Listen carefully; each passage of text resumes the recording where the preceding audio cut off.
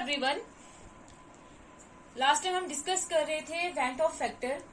तो van of ने एक फैक्टर दिया था जो हम इनकॉर्पोरेट कर रहे थे किसी भी कोलिगेटिव प्रॉपर्टी में, जिसकी वजह से जो उसकी एक्सपेरिमेंटल वैल्यू थी वो उसकी एक्सपेक्टेड वैल्यू के क्या आ जाए, बिल्कुल सेम आ जाए।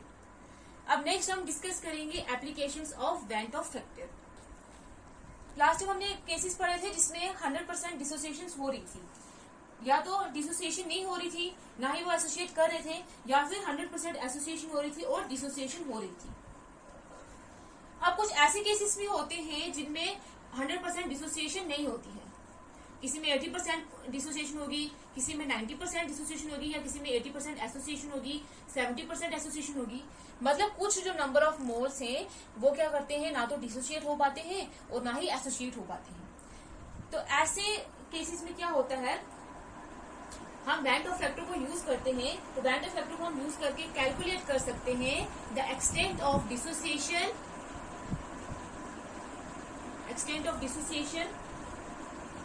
और एसोसिएशन। कितनी हमारे पास डिसोसिएशन हुई है, कितनी हमारे पास एसोसिएशन हुई है, जिसमें अगर 100% नहीं हुई है तो उसको हम कैलकुलेट कर सकते हैं by using van't Hoff factor, और in terms of degree of dissociation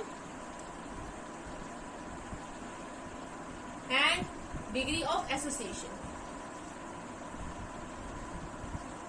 और इन दोनों को हम डिनोट करते हैं अल्फा से। तो हम एक्सटेंट ऑफ डिसोसिएशन और एसोसिएशन कैलकुलेट कर सकते हैं इन terms of degrees of dissociation and degree of association, और क्या यूज करके, वैन ऑफ फैक्टर यूज करके। फर्स्ट हम डिस्कस करेंगे कि डिग्री ऑफ डिसोसिएशन क्या होता है।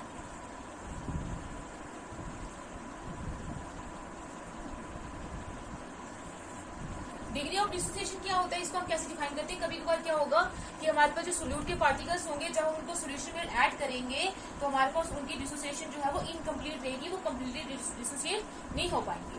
तो डिग्री ऑफ डिसोसिएशन हम कैसे डिफाइन कर सकते हैं। It is defined as the fraction of the total number of moles of solute that can be dissociated in the solution। इसको हम कैसे डिफाइन करते हैं कि कितने जो टोटल नंबर ऑफ मोल्स जो डिसोसिएटेड हुए हैं upon total number of moles जो डिसोसिएशन होने चाहिए थे। तो मतलब इसको हम डिफाइन करते हैं, इसको हम रिप्रेजेंट करते हैं अल्फा से। तो अल्फा किसके बराबर हो जाएगा हमारे पास, number of moles of substance dissociated, कितने नंबर ऑफ मोल्स जो डिसोसिएटेड हुए हैं upon total number of moles of the substance taken. हमने क्या बोला है कि इसको हम डिफाइन करेंगे, फ्रैक्शन है। तो ये हमारे पास फ्रैक्शन है किसका, कि कितने नंबर ऑफ मोल्स जो हमने सब्सटेंस ऐड करा वो डिसोसिएटेड हुए हैं, टू कितने जो number of total number of moles जो सब्सटेंस के जो हमने लिए थे, वो हमारे पास क्या होगा, डिग्री ऑफ डिसोसिएशन होगा। तो हम सपोज करते हैं कि हमारे पास एक हमने सोल्यूट लिया है AB टाइप। इसको जब हमने सॉल्वेंट में डिसॉल्व करा है तो इसने सोल्यूशन में जाके A positive plus B negative ions दिए, मतलब ये क्या हो गया है, डिसोसिएट हो गया है हमारे पास। तो डिसोसिएशन के बाद सपोज करते हैं कि पहले हमने 1 मोल लिए थे, 1 मोल जो है वो हमारे पास अब सोल्यूशन में जाके डिसोसिएट होकर कितने मोल्स दे रहे हैं, N मोल्स दे रहे हैं। तो 1 मोल किस में कन्वर्ट हो रहे हैं, N मोल्स में हो रहे हैं। तो अगर हमारे पास डिग्री ऑफ डिसोसिएशन अल्फा है, मतलब इस 1 मोल में से अगर हम सपोज करते हैं अल्फा पार्टिकल्स ही डिसोसिएट हुए हैं, तो हमारे पास जो अनडिसोसिएटेड पार्टिकल्स रह जाएंगे वो क्या हो जाएंगे, 1 माइनस अल्फा। इस 1 मोल में से अगर हम सपोज करते हैं सिर्फ अल्फा पार्टिकल्स ही डिसोसिएट हुए हैं, तो हमारे पास पीछे कितने पार्टिकल्स बच जाएंगे जो डिसोसिएट नहीं हुए, 1 माइनस अल्फा। तो 1 माइनस अल्फा जो है वो डिसोसिएट होके जो हमारे पास पार्टिकल्स हैं वो डिसोसिएट होकर कितने पार्टिकल्स देंगे, N अल्फा। तो अब ये जो हमने वैल्यू जो थे वो ली कितनी थी, एक्सपेक्ट कर कितनी करी थी, 1 मोल, क्योंकि अगर हमने 1 मोल लिए हैं तो 1 मोल ही डिसोसिएट होने चाहिए थे। लेकिन अगर अब हमने ये भी, अगर हमने 1 माइनस अल्फा लिए हैं तो हमारे पास कितने मॉलिक्यूल्स बन रहे हैं, N alpha.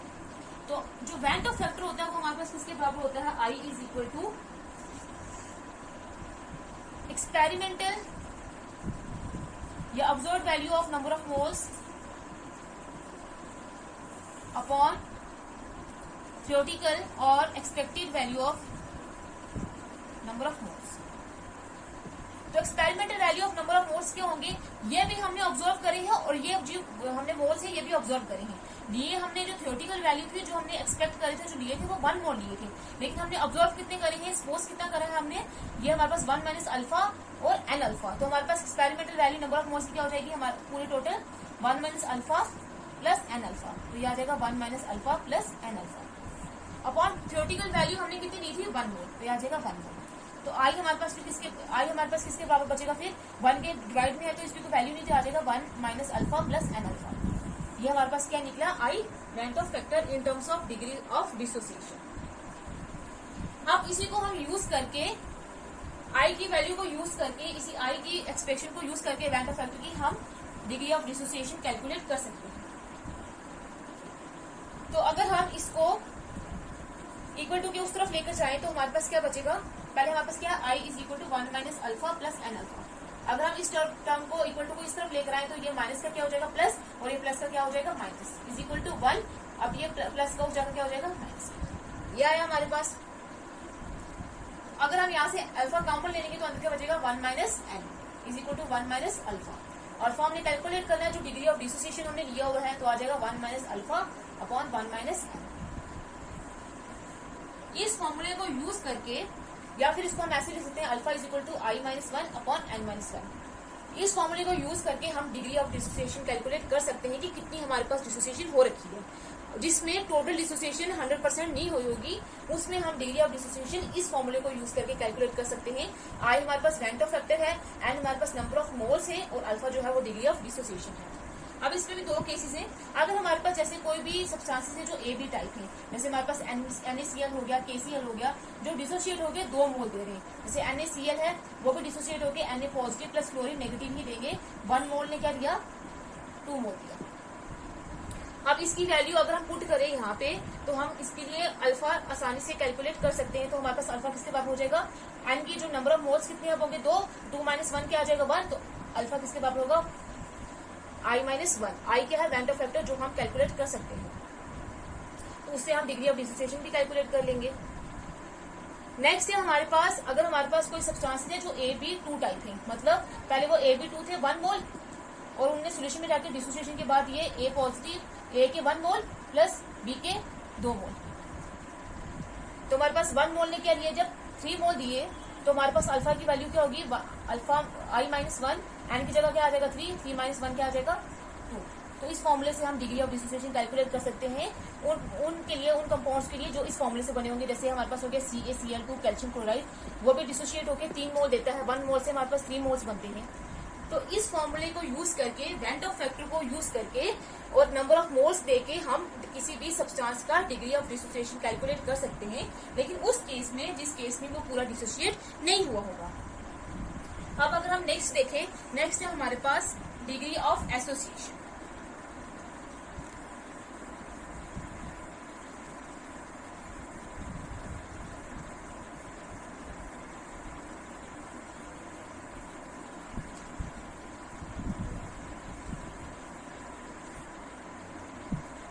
Degree of association, इसको हम कैसे डिफाइन करेंगे, it is defined as a fraction of number of moles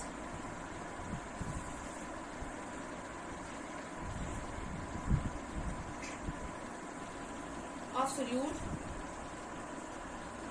which undergoes association in a solution। जैसे डिग्री ऑफ एसोसिएशन क्या था, किसके बराबर था, उसको भी हम अल्फा से रिप्रेजेंट करे थे, इसको भी हम अल्फा से रिप्रेजेंट करेंगे।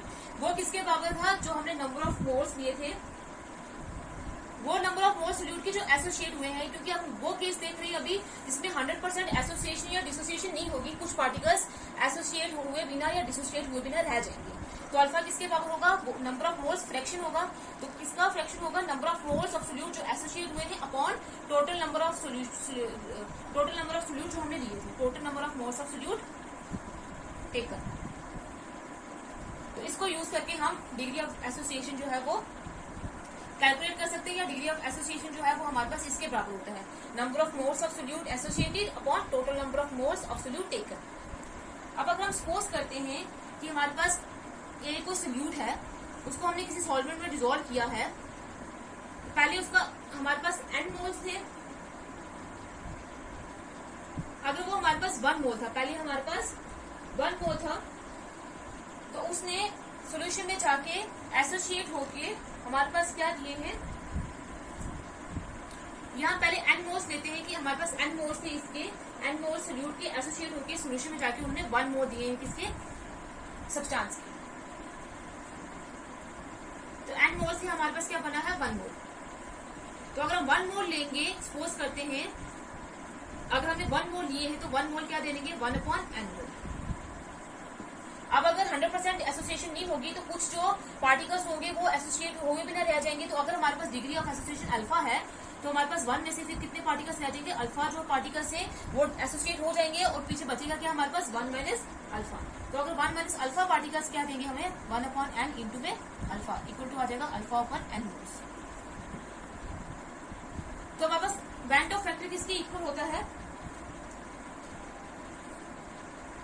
Experimental value of number of moles upon observe value upon expected value या थ्योरेटिकल वैल्यू। तो एक्सपेरिमेंट वैल्यू हम दोनों ऑब्जर्व कर रहे हैं क्योंकि हमने ये देखा कि कुछ पार्टिकल्स पहले हमने लिए कितने थे 1 मोल, 1 मोल कन्वर्ट हो रहे थे किसमें 1/n मोल्स में। तो जो हमने ऑब्जर्व करे हैं वो क्या हमारे पास 1 माइनस अल्फा प्लस अल्फा/n, क्योंकि ये दोनों मोल्स हमने ऑब्जर्व करे हैं। तो एक्सपेरिमेंटल नंबर ऑफ मोल्स कितने हो जाएंगे टोटल 1 माइनस अल्फा प्लस अल्फा/n अपॉन थ्योरेटिकल वैल्यू कितने थे हमने लिए कितने थे 1 मोल। क्या आ जाएगा हमारे पास I की वैल्यू 1 माइनस अल्फा प्लस अल्फा/n, क्योंकि डिनोमिनेटर में 1 की कोई वैल्यू नहीं है। तो यहाँ से हम कैलकुलेट करेंगे, ये हमारे पास निकल गया I। अब हम करेंगे degree of association alpha calculate करने का फॉर्मूला कैलकुलेट करेंगे। तो ये अगर माइनस का है तो इक्वल टू किस तरह के प्लस का हो जाएगा, और ये प्लस का ये हो जाएगा माइनस, माइनस का प्लस का हो जाएगा और ये प्लस का क्या हो जाएगा माइनस, इज इक्वल टू 1, ये प्लस का हो जाएगा क्या हो जाएगा माइनस। अगर अब हम इसमें से क्या लें कॉमन ले तो हमारे पास क्या आ जाएगा अल्फा 1 माइनस अल्फा/n is equal to 1 minus I. Cross multiplication करेंगे तो आ जाएगा n माइनस अल्फा/n is equal to 1 minus I. तो अल्फा हमने कैलकुलेट करना है डिग्री ऑफ एसोसिएशन, तो किसके बाद हो जाएगा 1 माइनस अल्फा/n माइनस अल्फा, ये डिनोमिनेटर में और उधर जाके क्या हो जाएगा न्यूमरेटर में हो जाएगा। तो इस वैल्यू से वैन डॉ फैक्टर की वैल्यू डाल के और नंबर ऑफ मोल्स डाल के हम जो अल्फा की वैल्यू है वो इजिली कैलकुलेट कर सकते हैं, जो हमारे पास क्या है डिग्री ऑफ डिसोसिएशन है। तो डिग्री ऑफ डिसोसिएशन निकालने का फॉर्मूला जो है वो हमारे पास ये निकला।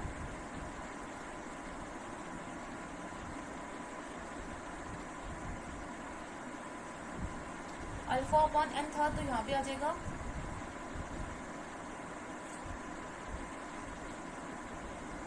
यहाँ से हमने अल्फा अगर बाहर कॉमन ले लिया है तो अंदर हमारे पास क्या बचेगा 1 minus 1/n is equal to 1 minus आई।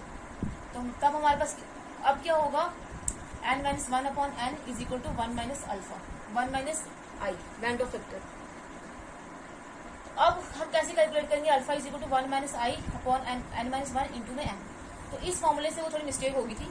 इस फॉर्मूले को यूज करके हम नंबर ऑफ मोल्स डाल के और आई की वैल्यू डाल के वैन डॉ फैक्टर की वैल्यू डाल के हम डिग्री ऑफ एसोसिएशन किसी भी सोल्यूट का कि कितना उसने एसोसिएट किया है वो हम कैलकुलेट कर सकते हैं। लेकिन किस केस में जब हमारे पास 100% एसोसिएशन नहीं होगी।